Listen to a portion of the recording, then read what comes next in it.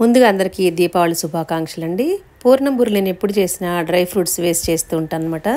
పైన క్రిస్పీగా లోపల పూర్ణంలో చక్కగా ఆ డ్రై ఫ్రూట్స్ అన్నీ తగులుతూ సూపర్ టేస్టీగా ఉంటాయి. కొన్ని టిప్స్ ట్రిక్స్ పాటిస్తూ ఈ పూర్ణం బూరెలు తయారు చేసుకుందాము. ముందుగా ఒక మీడియం సైజు గ్లాస్తో శనగపప్పుని బాగా ఒక గంట సేపు నానబెట్టేసుకుని ఒక గిన్నెలో వేసి మునిగేంత వరకు వాటర్ పోసేసుకుని ఉడికించుకోవాలన్నమాట. పప్పు కొంచెం ముట్టుకుంటే మెత్తగా అయ్యేంత వరకు ఉడికించేసుకోవాలి.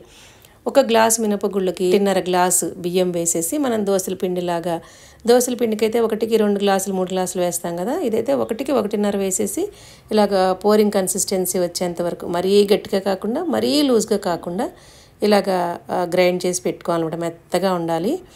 ఇప్పుడు పప్పుని ఉడికించేసుకున్న తర్వాత ఒక జాలి బుట్టలో వేసేసి నీళ్ళంతా వడబోసేసుకోవాలి. ఒక ఫ్రెష్ కొబ్బరి చిప్ప తీసుకుని దాన్ని కూడా గ్రైండ్ చేసి పెట్టుకున్న తర్వాత అదే మిక్సీ జార్లో మళ్ళీ ఈ పప్పును కూడా కొంచెం ఇలా రవ్వగా గ్రైండ్ చేసుకోవాలి. ఒక గ్లాసు శనగపప్పు, ఒక పెద్ద కొబ్బరి చిప్ప తురుము వేసాను కాబట్టి నేను ఇక్కడ 2 గ్లాసుల బెల్లం తరుగు వేస్తున్నానండి. కొంచెం ఒక పావు గ్లాసు వాటర్ పోసుకొని బెల్లం అంతా కరిగించేసుకొని కొంచెం తీగ పాకం వచ్చేంత వరకు ఈ బెల్లాన్ని బాగా ఉడికించుకోవాలన్నమాట. దీనిలోనే యాలక పొడి కూడా వేసేసి తీగ పాకం పట్టేసుకోవాలన్నమాట. ఇప్పుడు పక్కన స్టవ్ మీద చిన్న ప్యాన్ పెట్టేసుకొని కొంచెం ఒక 2-3 టేబుల్ స్పూన్స్ నెయ్యి వేసుకొని జీడిపప్పులు, బాదం పప్పులు, కిస్మిస్లు వేయించుకుంటున్నాను. ఇప్పుడు అవి వేయించేసుకుని నేతిలో పక్కన పెట్టేసుకుని ఇలా పాకం ఇలా ముట్టుకుంటే జిగురుగా ఉండేంత వరకు పాకం వచ్చిన తర్వాత గ్రైండ్ చేసుకున్న కొబ్బరిను ఈ శనగపప్పు పౌడర్ కూడా వేసేసుకుని ఇలాగా మొత్తం అంతా కూడా చక్కగా దగ్గర పడిపోయి గట్టిగా అయ్యేంత వరకు ఉడికించేసుకోవాలన్నమాట.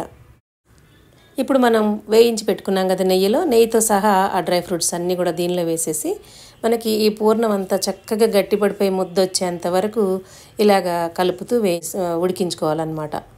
ఇప్పుడు ఈ పూర్ణం అంతా బాగా చల్లారిపోయిన తర్వాత మీకు కావాల్సిన సైజులో ఉండలు చేసేసుకుని రెడీగా పెట్టేసుకోవాలి. మనం గ్రైండ్ చేసుకున్న దోశల పిండి లాంటిది ఉంది కదా, తోపు పిండి అంటారు దాన్ని, దానిలో కొంచెం సాల్ట్, అలాగే కొంచెం వంట సోడా, ఒక టేబుల్ స్పూన్ నిండా షుగర్ కానీ బెల్లం కానీ వేసేసి బాగా ఒకే డైరెక్షన్లో ఇలా కలిపేస్తే ఏంటంటే మనకి చక్కగా పూర్ణాలు పొంగుతాయి అనమాట. పంచదార కానీ బెల్లం కానీ వేయటం వల్ల ఏంటంటే పై తోపు పిండి కూడా మనకి టేస్ట్ బాగుంటుంది అనమాట, లేకపోతే చప్పగా ఉంటాయి. అది కాకుండా కలర్ కూడా వస్తాయి అనమాట, చక్కగా ఎర్రగా వస్తాయి. ఇలా వేసేసేయాలి. వేసిన వెంటనే కదిపేయకూడదండి. వెంటనే కలిపేస్తే ఏంటంటే విచ్చిపోతాయి అనమాట. చాలామంది వేసిన వెంటనే ఇలా కలిపేసి విచ్చిపోయినాయి అనుకుంటూ ఉంటారు. ఇవన్నమాట ట్రిక్స్. ఈ వీడియో అందరికీ ఉపయోగపడిందని అనుకుంటాను. ఇలాంటి సింపుల్, ఈజీ, టేస్టీ రెసిపీస్ కోసం మన ఛానల్ని ఫాలో అవుతుండండి. మన ఛానల్లో వీడియోస్ నచ్చితే తప్పకుండా సబ్స్క్రైబ్ చేసుకోండి. మన సబ్స్క్రైబర్స్ అందరికీ కూడా మరి ఒకసారి దీపావళి శుభాకాంక్షలు అండి. ఈ దీపావళి మన అందరి జీవితాల్లో కొత్త వెలుగులు నింపాలని మనస్ఫూర్తిగా కోరుకుంటూ థ్యాంక్ యూ ఫర్ వాచింగ్.